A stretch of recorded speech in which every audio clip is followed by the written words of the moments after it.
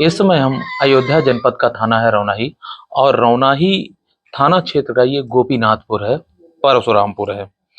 और इस गांव में ये विजय लक्ष्मी है हमसे बात करने के लिए।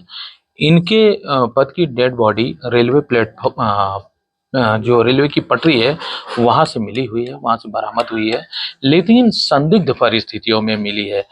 बॉडी मिलने का जो कंडीशन है वो बताया जाता है कि जो ब्लड आदि नहीं है उसमें, वो इस तरह से बॉडी इंजरी है कि ऐसा लगता है कि मारा पीटा गया है, उनको शारीरिक क्षति पहुंचाई गई है। और जिस तरह से बॉडी मिली है, एक चीख चीख चिल्ला चिल्ला के वो सारे मंजर कह रहे हैं कि ये तो घटना है। आप उन्हीं की पत्नी हैं, यानी कि मृतक यशवंत की पत्नी है। 28 वर्षीय यशवंत कैटरिंग का काम करता था। और जहां हम यहाँ गोपीनाथपुर में हैं, और इसी के ठीक रेलवे उस पटरी उस पार एक घर में वैवाहिक कार्यक्रम था, मांगलिक कार्यक्रम था, उसमें वो कैटरिंग का काम करते थे। और वहां वहीं से उस रात को 21 तारीख को, मतलब 21 फरवरी की घटना है ये, उसी रात में ये घटना घटी है। सुबह डेड बॉडी मिली।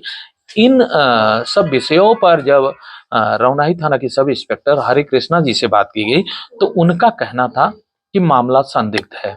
इस मामले में आधा दर्जन से अधिक लोगों को हिरासत में लिया गया, उनसे पूछताछ की गई, उन बिंदुओं पर जांच हो रही है कि ये घटना क्या है, इसकी वजह क्या है। अगर परिजन का कहना, पत्नी विजय लक्ष्मी का कहना ये हत्या है, तो हत्या की वजह क्या है।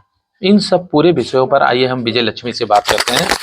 विजय लक्ष्मी जी, आप अपने मुंह से बताइए, ये पूरा मामला क्या है।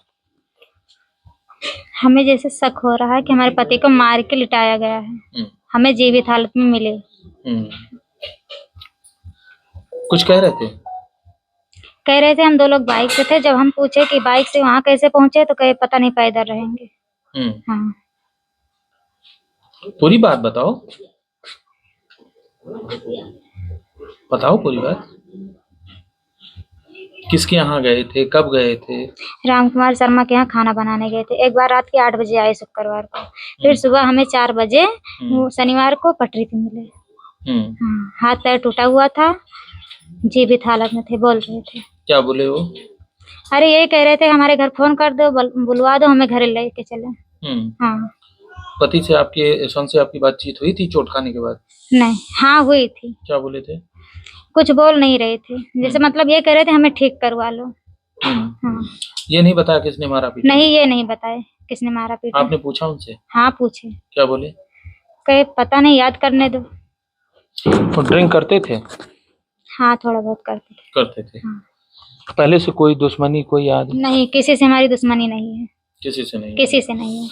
तो क्या आधार है कि किस तरह से आपका मन दौड़ रहा है कि उनकी हत्या की, आपको लगता है हत्या की गई है। अब उन लोगों के बताने के अनुसार तो हमें लगता है कि हत्या की गई है। हत्या की गई हाँ। है। अच्छा। और दिखाए अनुसार भी हत्या की लग रही है। लग रही है। पुलिस को आप एप्लीकेशन दी है। हाँ, दिए हैं। क्या लिखा है आपने उसमें। और जैसे कि अभी हम एप्लीकेशन, वो प्रार्थना पत्र दिए हैं। हाँ। उसमें क्या लिखा है आपने। ये लिखवाया गया कि उसमें कि हमें पटरी पे मिले। आपने हत्या की आशंका जताई है। हाँ, हत्या की आशंका जताई है हमने। प्रार्थना पत्र में किसी का नाम लिखा है। नहीं, अज्ञात पड़ा है। अज्ञात में पड़ा है। लेकिन आपकी शंका कहाँ जा रही है। अब जिसके घर के यहाँ था, उसी के ऊपर हमारा शंका जा रहा है अब। उन्हीं के ऊपर। हाँ। उनके घर पे क्या, कैसा कार्यक्रम था। तिलक था। तिलक था। तो आपके पति करते क्या थे। खाना बनाते थे। खाना बनाते थे। तो वहाँ ठेका उन्हीं का था। ठेका नहीं था, व्यवहार में थे। व्यवहार में थे। हाँ। जिस घर में कार्यक्रम था उनसे आपके पति के रिश्ते थे। हाँ, जैसे व्यवहार था, उनका एक लड़का खाना बनाने जाता है साथ में। हाँ। उनका एक लड़का खाना बनाने जाता है। पुलिस ने प्रार्थना पत्र देने के बाद पूछताछ की आधा दर्जन से अधिक लोगों से। पुलिस का जो कहना है, हरे कृष्णा सब इंस्पेक्टर रौनाही, उनका कहना है कि आधा दर्जन से अधिक लोगों को जिन पर इनका शंका थी, सबको बुला बुला के हिरासत में लेके पूछताछ किया गया। पुलिस ने आपको कुछ बताया। कुछ नहीं बताया, बस यही कहा पूछताछ किया, हमें सुराग नहीं मिला। जब पटरी पर के वो सबूत मिटाया गया है, तो हमें और शंका हो गई कि हाँ मर्डर है।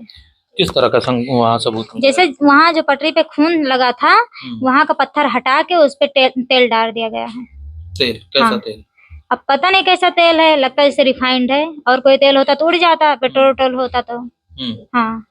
जितना पत्थर में खून लगा था वो खून सारा खून वाला पत्थर हटा दिया गया है, उस पे तेल डाल दिया गया है, वहाँ का सबूत मिटाया गया है। आप कितना दिन हो गया आपकी शादी को?